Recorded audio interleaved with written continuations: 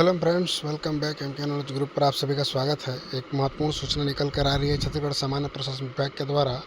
यह नोटिफिकेशन सभी अभ्यर्थियों के लिए है जो आने वाले समय में कंपटीशन की एग्ज़ाम देना चाह रहे हैं। जिसमें महत्वपूर्ण सूचना यह निकल कर आ रही है कि भारत के संविधान के अनुच्छेद 309 के पूरक के अंतर्गत जो गठित है छत्तीसगढ़ कर्मचारी चयन मंडल अधिनियम, उनके अनुसार से जो सूचनाएँ आ रही हैं कि जो एग्ज़ाम होगा उसका निश्चित रूप से कैलेंडर जारी होगा और क्या क्या योग्यता होगा उसके सभी जो विषय हैं उनके बारे में बताया गया है।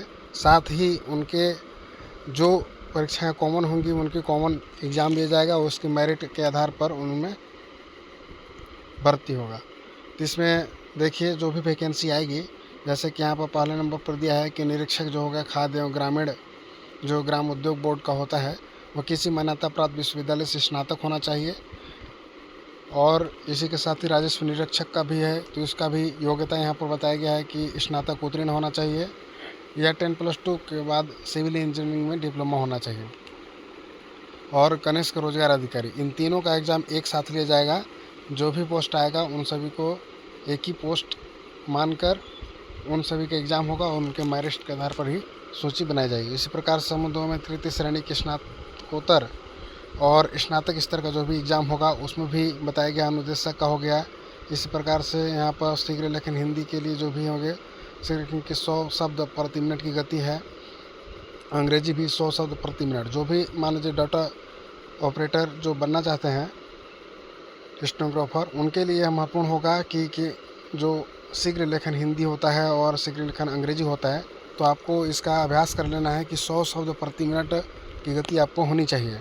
इसी प्रकार से मान्यता प्राप्त संस्था से कंप्यूटर में 1 वर्षीय डिप्लोमा और शीघ्र लेखन की कंप्यूटर जो क्षमता है वह 10,000 की डिप्रेशन प्रति घंटा की गति का प्रमाण पत्र भी होना चाहिए।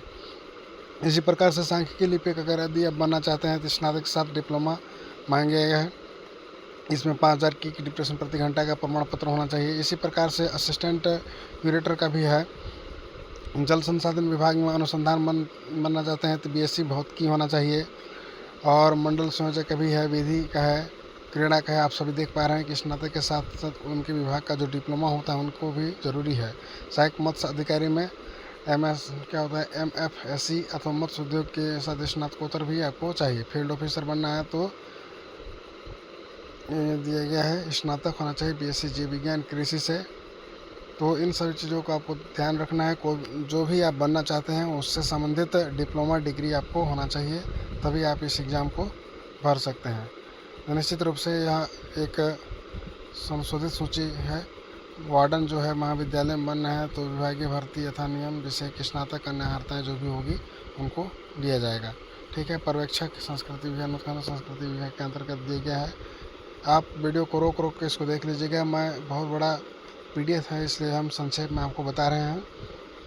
आप पॉज करके इसको पढ़ लीजिएगा। और जो भी आप बनना चाहते हैं भविष्य में उन सभी चीज़ों की आपकी योग्यता का अनिवार्य रूप से ध्यान रखना होगा, तभी जाकर लेखा अधिकारी अगर बनना है तो इस प्रकार से कॉमर्स से स्नातकोत्तर और मानव कंप्यूटर से 1 वर्ष डिप्लोमा होना चाहिए। सहायक प्रबंधन कैप्टन बनना है। इस प्रकार की महत्वपूर्ण जानकारी के लिए हमारे इस चैनल को आप सब्सक्राइब करिएगा और आने वाले समय में जो भी भर्ती होने वाली उन सभी की जानकारी आपको दी जाएगी। तो निश्चित रूप से यह चैनल आपके जीवन में भौतिक परिवर्तन के साथ साथ सामाजिक परिवर्तन में भी योगदान देगा। फिर मिलते हैं किसी नेक्स्ट वीडियो में। जय हिंद।